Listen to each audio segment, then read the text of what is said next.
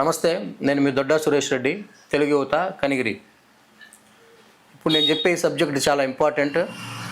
ఇప్పుడు మనకు జరుగుతున్న ఈ ఐపీఎల్లో బెట్టింగుల్లో నష్టపోయి నా దగ్గర తిరిగే ఇద్దరు మిత్రులు, తమ్ముళ్ళు 10 లక్షలు అప్పుల పాలయ్యి వాళ్ళ తల్లిదండ్రుల్ని ఇబ్బంది పెట్టి క్లియర్ చేయాల్సి వచ్చింది. అది మా దగ్గరికి వాళ్ళ తల్లిదండ్రులు చెప్పగా దీన్ని మేము క్లియర్గా ఇన్వెస్టిగేట్ చేయగా దాదాపు 20-30 మంది వాళ్ళ సర్కిల్లోనే ఈ బెట్టింగ్ బారిన పడ్డారు. నేను బెట్టింగ్ చేస్తున్న యువతకి ఎవరికైనా సరే ఒక్కటే చెప్తా ఉన్నా, నేను 100 మంది నెంబర్లు ఇస్తాను మీకు, లిస్ట్ ఫోన్ నెంబర్తో సహా, అడ్రస్తో సహా. మీకంటే ఎక్కువ బెట్టింగ్ చేసిన వాళ్ళు, బెట్టింగ్ వల్ల నష్టపోయిన వాళ్ళు, ఒక్కడు కూడా బెట్టింగ్ వల్ల మేము సంపాదించాము, బాగుపడ్డాము, హ్యాపీగా ఉన్నామని చెప్తే నేను మీకు అడ్డు చెప్పను. ఇది జరగదు. చాలామంది చాలా నష్టపోయారు. ఎంతోమంది సూసైడ్లు చేసుకున్న ఘటనలు జరిగినాయి.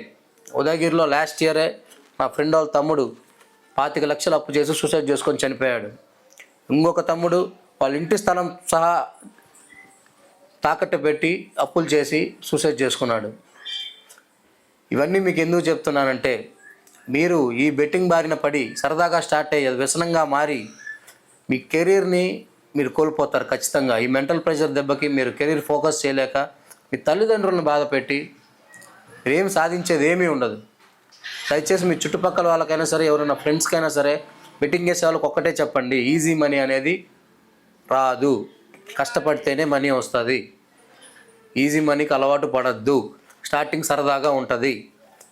అది మీరు దాని బారిన పడ్డారు అంటే బయటికి రాలేరు. ప్రతి ఒక్కరూ లైఫ్లో స్టార్ట్ చేసి బెట్టింగ్ వేస్తుంటారు, కానీ స్టాప్ ఎప్పుడైతే ఆపుతారో అదే మీ కెరీర్కి ఫస్ట్ స్టెప్ సక్సెస్కి. ఒక్కటి గుర్తుపెట్టుకోండి, నిజమైన విజయానికి షార్ట్ కట్లు ఉండవు. సక్సెస్కి షార్ట్ కట్ ఉండదు. షార్ట్ కట్లో డబ్బులు రావు. దయచేసి సరదాకి అలవాటు పడి మీ కెరీర్ని నాశనం చేసుకోవద్దు.